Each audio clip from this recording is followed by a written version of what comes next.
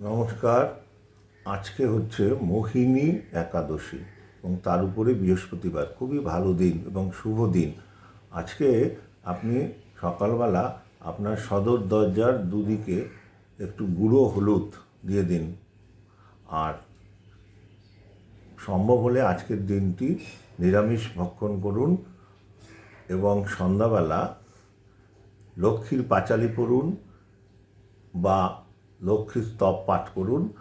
আর কর্পূর এলাচ সহযোগে দেবদেবীদের আরতি করুন। আর আজকের দিন অথবা যদি সম্ভব হয় প্রত্যেক দিন সন্ধ্যা 5টা থেকে 7টা পর্যন্ত ঘরের লাইট ধরিয়ে রাখবেন। এই সময়টা হচ্ছে লক্ষ্মীর আগমনের সময়। এইগুলো করুন, দেখবেন অতি অবশ্যই মঙ্গল হবে। নমস্কার, আজকের মতো শেষ করছি। ভালো লাগলে লাইক এবং কমেন্ট করুন।